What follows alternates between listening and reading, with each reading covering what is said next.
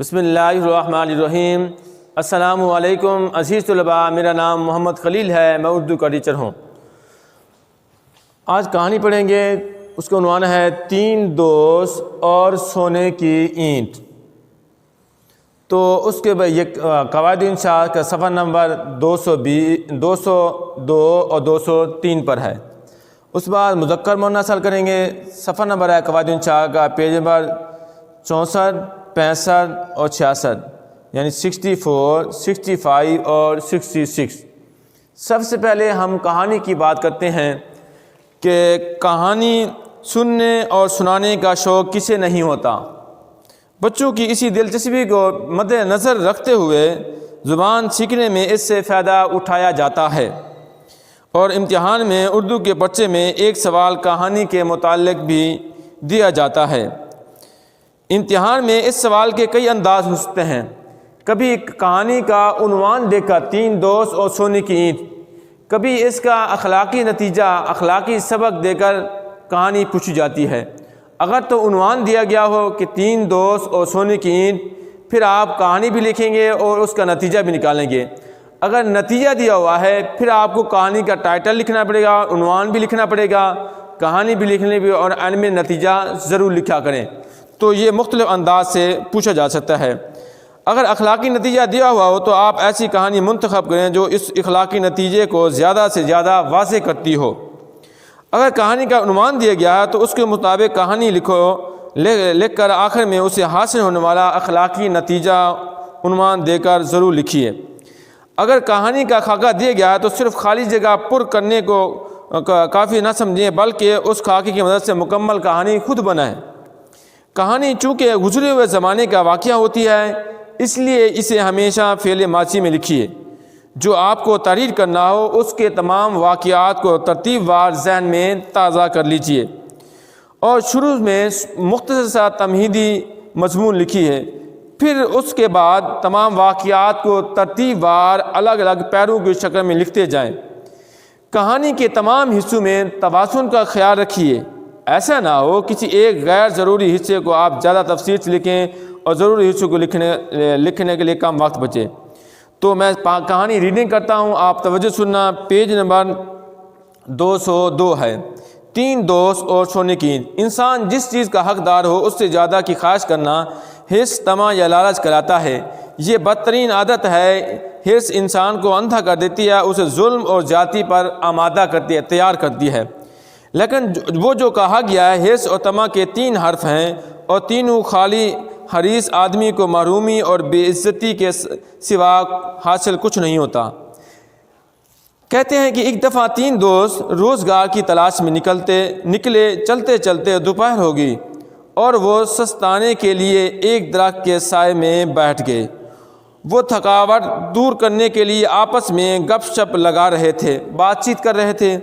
اچانک ایک دوست کی زمین پر کوئی چیز چمکتی نظر آئی۔ تھوڑا سا کھودا تو نیچے سے سونے کی ایک اینٹ نکل آئی۔ سونے کی اینٹ دیکھ کر ان کی باچھیں ہی کھل گئیں۔ سوچنے لگے، اللہ کے دینے کے ڈھنگ بھی نرالے ہی ہیں، دیتا ہے تو چھپڑ پھاڑ کر دیتا ہے۔ انہوں نے فیصلہ کر لیا کہ تینوں دوست سونے کی اس اینٹ کو بیچ کر رقم آپس میں برابر برابر تقسیم کر لیں گے۔ اسی دوران انہیں بھوک ستانے لگی، چنانچہ کیونکہ انہوں نے ایک دوست کو کچھ پیسے دے کر قریبی کے معنی نزدیکی شہر میں کھانا لانے کے لیے بھیج دیا، اور باقی دونوں دوستوں نے اس کے آنے تک آرام کرنے کا پروگرام بنایا۔ شیطان انسان کو برے کاموں پر اکساتا رہتا ہے، نیت بدلنے دیر نہیں لگتی۔ جو دوست کھانے لینے شہر گیا تھا اس کے دل میں لالچ پیدا ہو گیا۔ اس نے سوچا، اینٹ کی قیمت کے تیسرے حصے میں مجھے کیا ملے گا؟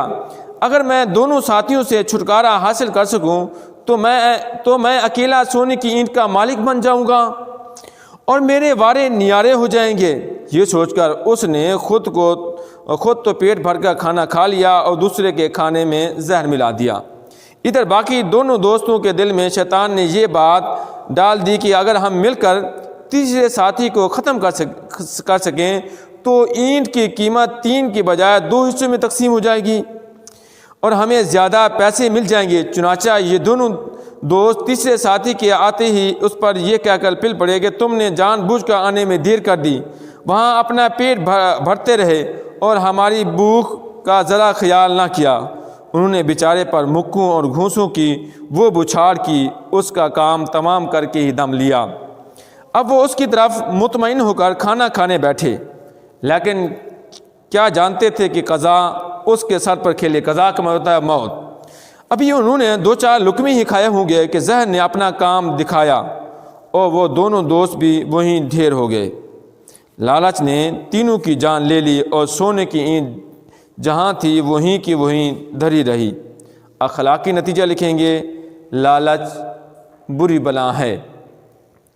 تو پیارے بچوں، ہماری کہانی مکمل جو کہنے کا مقصد یہ ہے کہ ہمیں لالچ نہیں کرنی چاہیے، طمع نہیں کرنا چاہیے، ہمیں عدل و انصاف سے کام لینا چاہیے اور دوسروں کے لیے اچھی نیت سے کام کرنا چاہیے۔ پھر اس کے بعد ہمارے پاس ہیں مذکر مؤنث ہے، پیج نمبر 64 ہے، 65 ہے اور 66 ہے۔ مذکر سے مؤنث بنائیں گے۔ دیکھیں، انسانوں کی تذکیر و تانیث پڑھتے ہیں۔ پیج نمبر 64 ہے، ابا، امی، استاد، استانی، بھائی، بہن، بادشاہ، ملکہ، بندہ، بندی، بنگالی، بنگالن، بہنوئی، بہن اور بھٹیارا، بھٹیارن وغیرہ۔ پیج نمبر 65 دیکھیں، پوتا، پوتی، تیلی، تیلن، جیٹھ، جٹانی، خاون، بیوی، دادا، دادی، داماد، بہو، دیور، دیورانی، میاں، بیوی، ماموں، ممانی، مالی، مالن، نانا، نانی۔ اور عربی اسماء کی تذکیر و تانیث دیکھیں، خادم، خادمہ، زاہد، زاہدہ، زوج، زوجہ۔ پھر اس کے بعد پیج نمبر 66 دیکھیں گے، سلطان، سلطانہ، شاعر، شاعرہ، طالب، طالبہ، عابد، عابدہ اور مریض، مریضہ، ملازم، ملازمہ، مجاہد، مجاہدہ اور وارث، وارثہ، والد، والدہ۔